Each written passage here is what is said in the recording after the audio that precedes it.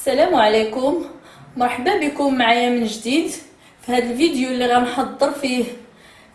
غنحضروا فيه الدجاج بطريقه بسيطه وسهله، وكيجي هذا الدجاج لذيذ.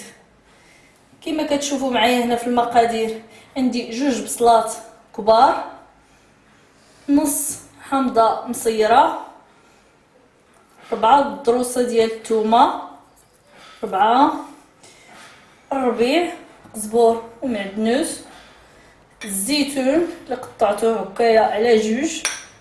عندي هنا معلقه كبيره ديال الاسكنجبير ومعلقه كبيره ديال الزعفران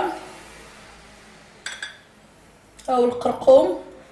عندي هنا الابزار، وعندي هنا القزبور حبوب، معلقه صغيره ومعلقه صغيره ديال الابزار. هنا كيلو ديال الدجاج، واحد الكاس صغير ديال الزيتون، يمكن نخلطوها مع الزيت المائده.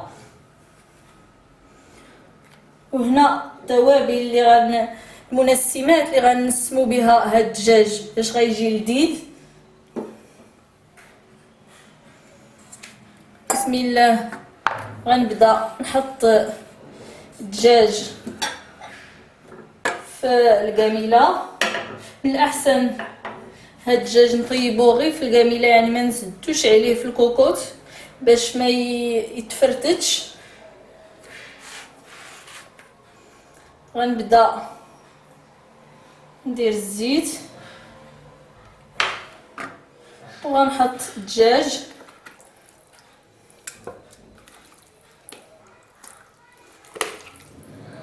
يعني ما غاديش نحتاج نقليه، غنحط هذا الشيء كله هو الاول. توابل،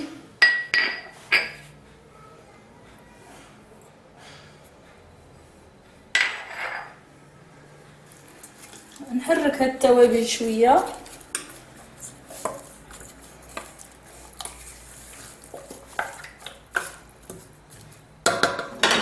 وغندير البصله،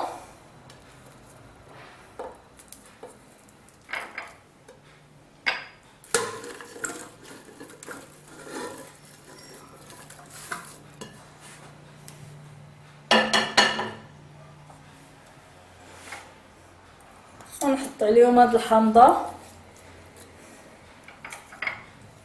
الثومه. انا الثومه كنديرها بقشورها،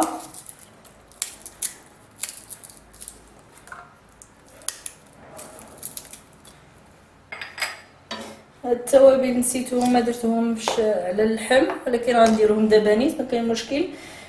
غندير عويد صغير ديال القرفه كما كتشوفوا ها هو، وغندير شويه ديال البسيبيسه. هاد المنسمات كيلدوا لينا الدجاج. شويه ديال البسيبيسه، وغندير هاد الحبه ديال القعقله ولا حبه الهيل كما كتشوفوا. انا حليتها ها هي.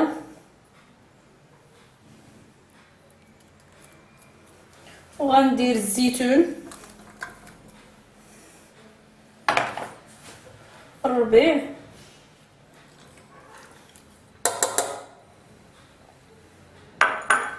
في الاخر غنضيف شويه ديال الملحه، ولكن غير شويه حيت الزيتون مالح. غندير غير شويه،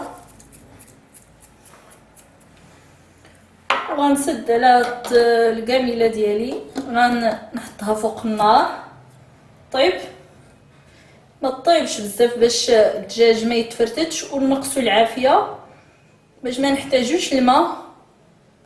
الا نقصنا العافيه ما غاديش نحتاجو نديروا الماء، ولكن الا جاب الله جهدنا العافيه واحتاجينا شويه ديال الماء كنديروه.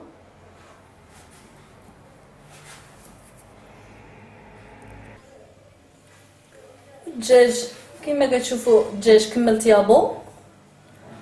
نتمنى تعجبكم هاد الطريقه المختصره اللي حضرت بها هاد الدجاج. والمنسمات اللي دخلت فيه، بها كيجي هذا الدجاج رائع رائع في المذاق. نتمنى يعجبكم، واللي مازال ما مشارك في القناة يشارك باش يتوصل بكل جديد.